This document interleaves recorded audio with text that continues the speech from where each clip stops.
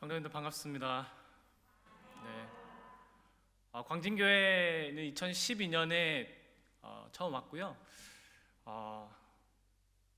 잘 사역이 뭔지 모르는 그런 초년의 사역자로 30대 초반에 왔다가 또 둘째 아들 여기서 또 낳고 또 많은 사랑을 받고 광진교회에서 사역했던 기억이 납니다.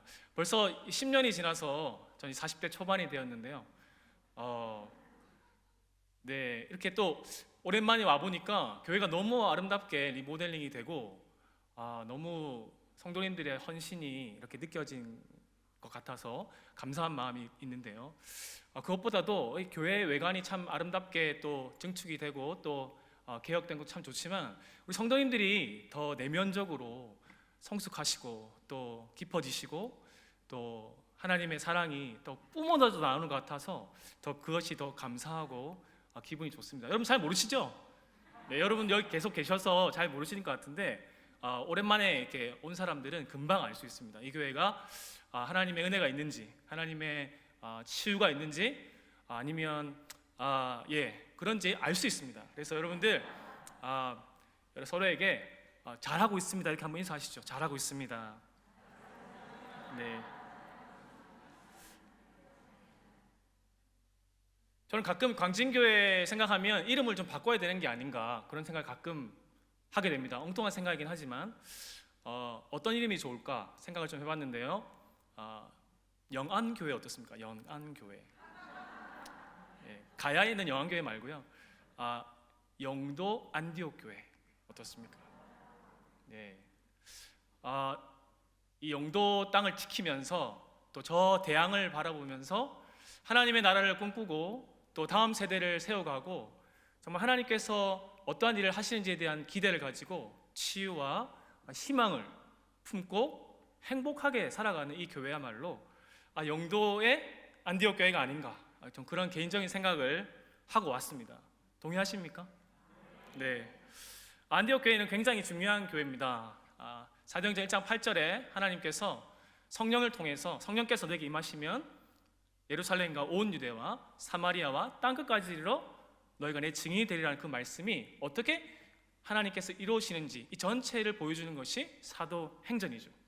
그래서 1장부터 8장까지 또 8장부터 10장까지 하나님께서 예루살렘과 온 유대와 사마리아에 어떻게 하나님의 그 교회를 확장해 가시고 복음을 온 세계 그 땅에 퍼뜨리는지를 기록하고 있습니다. 이제 누가는 이 하나님의 복음이 어떻게 땅끝까지 갈 수 있을 것인가, 어떻게 하나님의 이 가두어둘 수 없는, 거부할 수 없는 이 하나님의 복음이 어떻게 땅끝으로 갈 수 있을 것인가를 우리에게 말해주고 있습니다. 그리고 그 중심에 안디옥 교회가 있었습니다. 안디옥 교회야말로 세계 선교의 중심에 있었고, 그리고 지금 현재 모든 세계 선교의 밑바탕을 이루는 기초교회라고 할 수 있습니다. 이 교회를 통해 하나님께서 그야말로 예루살렘 교회가 하지 못했던, 그들이 가지고 있었던 편견과 그 지역을 벗어나지 못했던 그들의 모든 의식들을 깨부수고 어떻게 열방을 향하여 복음을 퍼뜨리시는지 우리는 사도행전을 통해서 볼 수 있습니다. 오늘 본문에 이 안디옥 교회가 파송한 두 선교사가 다시 안디옥 교회를 방문하는 장면이 등장하는데요. 오늘 26절부터 28절에 세 가지의 동사가 나옵니다. 26절에 보니까 안디옥에 이르니 안디옥에 도착했다라고 기록하고 있습니다. 27절에는 보고했다, 안디옥 교회에 보고했다라고 되어 있고요.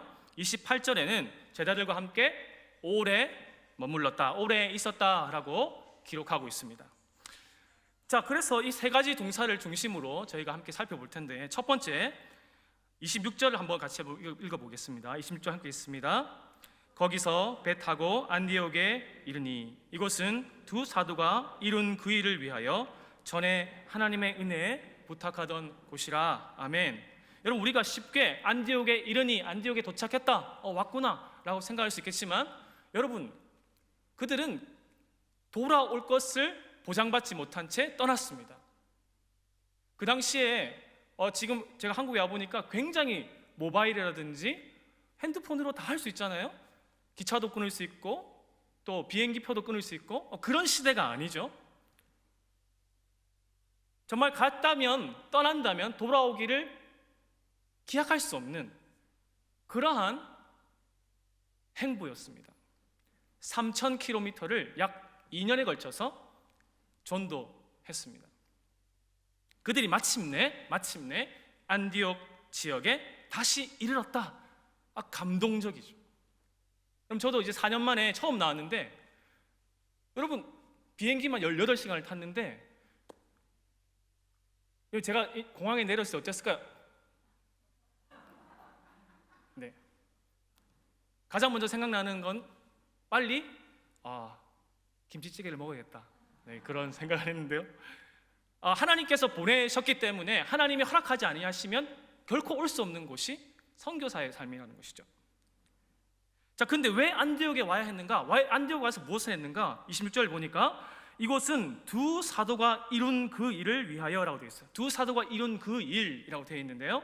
여러분 13장 2절에 보면 이렇게 기록되어 있습니다. 13장 2절에 보시면 주를 섬겨 금식할 때 성령이 이르시되 내가 불러 시키는 일을 위하여 바나바와 사울을 따로 세우라. 성령님께서 바나바와 사울을 따로 세우셨는데 그 일은 내가 불러 시키는 일을 위해서였습니다. 근데 그 일이 무엇인지는 그때 당시는 몰랐어요. 알려주지 않았습니다. 마치 하나님께서 아브라함을 부르셨을 때 내가 내게 지시할 땅으로 가라 하신 것처럼 그 일이 무엇인지 말씀하지 않으셨어요.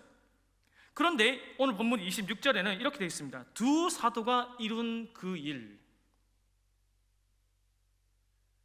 여러분 이 두 사도가 어떤 마음으로 그곳에 왔는지 여러분 상상이 되십니까? 무엇을 해야 할지 알지 못한 채 갔지만 2년이 지나서 그들을 통해 이루신 그 일을 가지고 온 거예요. 두 사람을 통해 이룬 그 일, 그것을 가지고 안디옥에 왔습니다. 왜요? 안디옥은 어떤 곳입니까? 전에 하나님의 은혜에 부탁하던 곳이라.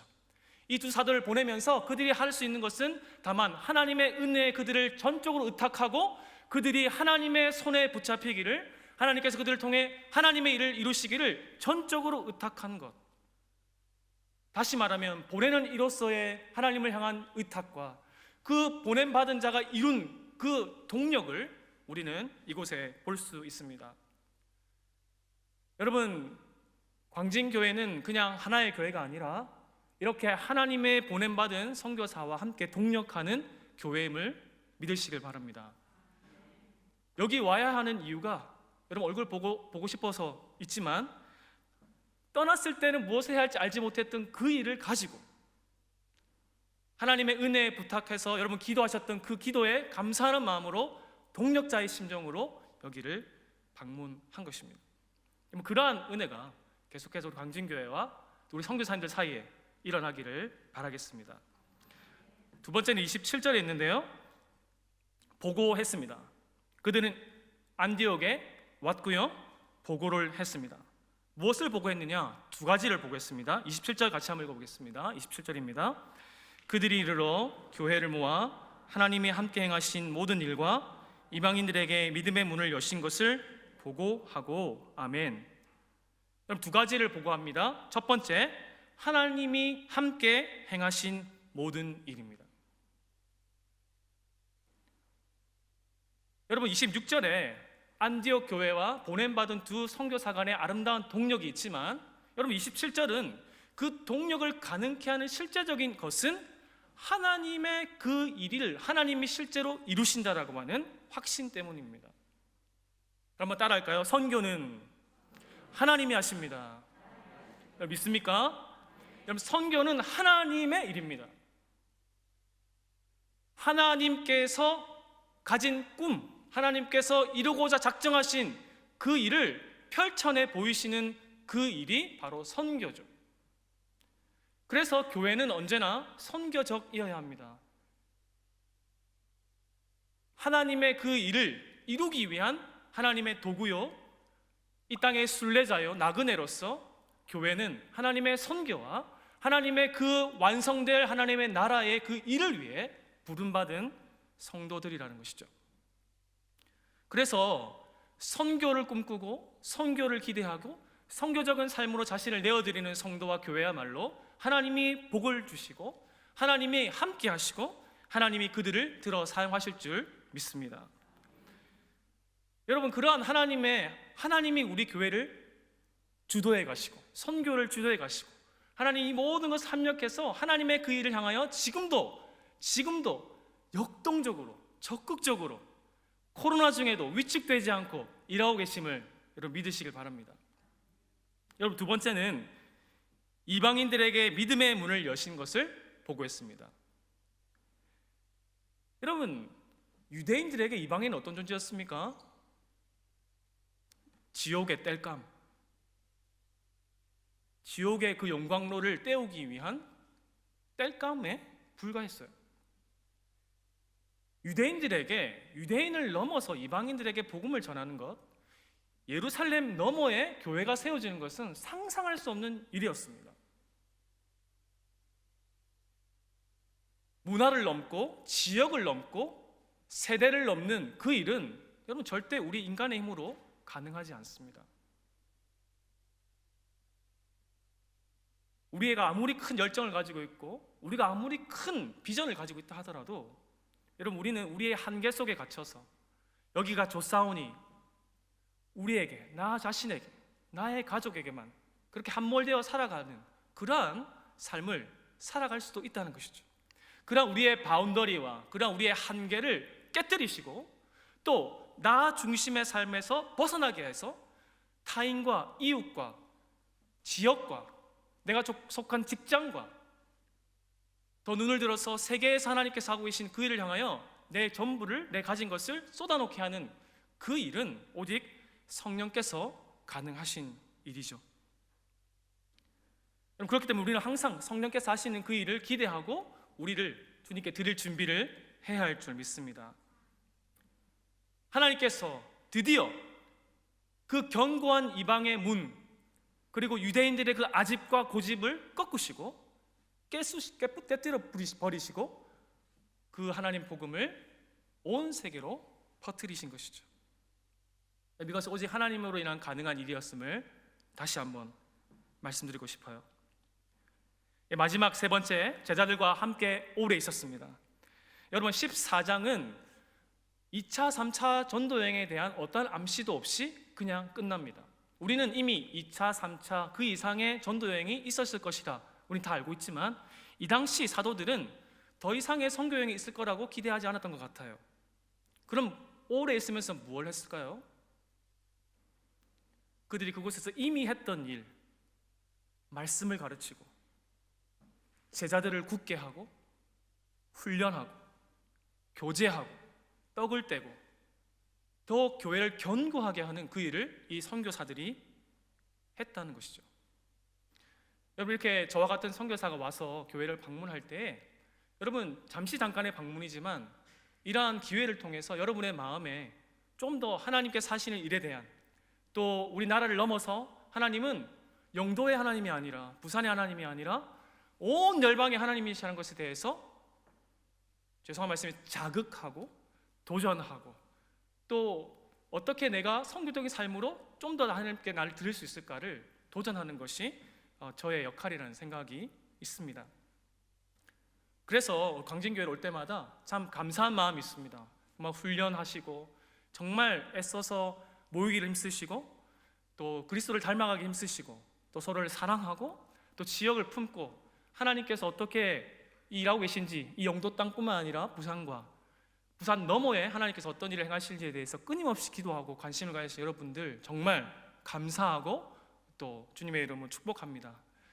이러한 아름다운 동력과 또 하나님께서 행하신 일에 대한 감격과 또 끊임없이 훈련되고 성장하는 그 일들이 우리 광진교회 계속해서 일어나기를 기도하고 축복하겠습니다.